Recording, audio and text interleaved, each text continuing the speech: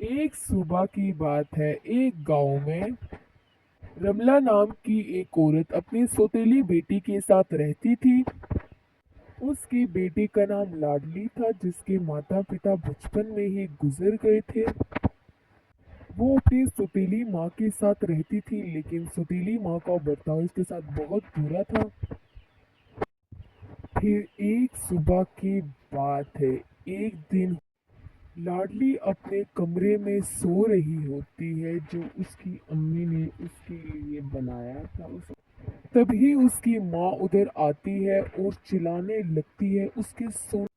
क्या हुआ माँ? आप इतना सुबह सुबह चिल्ला रही हैं। कुछ हुआ है क्या? आप मैंने कुछ किया है क्या? मैं क्या कर सकती हूँ माँ?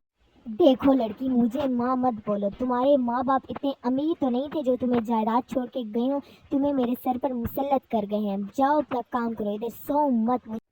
ऐसा कहते ही रमला वहां से गुस्से से चली जाती है। तभी लाडली उदास होकर नहर की तरफ जाने लगती है और घर से निकलती है।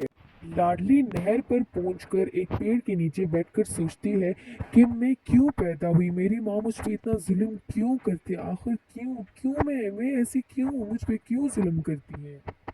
तभी नहर में से एक भगवान निकल कर आते हैं। परेशान मत हो बेटा, तुम्हारी समस्या का मेरे पास बहुत अच्छा उपाय है। तुम घर जाओ, देखना फिर मैं क्या करता हूँ। सब कुछ ठीक हो जाएगा जैसा तुम चाहती हो। और तुम ऐसा मुआवजा देखकर लाडली हैरान हो जाती है और सोचती है मेरे साथ क्या हो रहा है। तभी घर पर रमला घोड़े बेचकर मजे से सो रही होती है। तभी एक जिन उसके कमरे में आता है उसको सबक सिखाने के लिए। जिन की आवाज सुनकर रमला इधर उधर देखने लगती है। डर के मारे रमला आगे आगे भागने लगती है अपनी जान बचाने के लिए। किधर किधर, तुमने जो अपनी बेटी के साथ जुल्म किया है उसका कौन जिम्मेदार होगा? किधर भाग रही हो? मैं मुझे माफ कर दो जिन बाबा। आइंदा की बात में अपनी बेटी को अपनी बेटी समझूंगी, कुछ भी नहीं।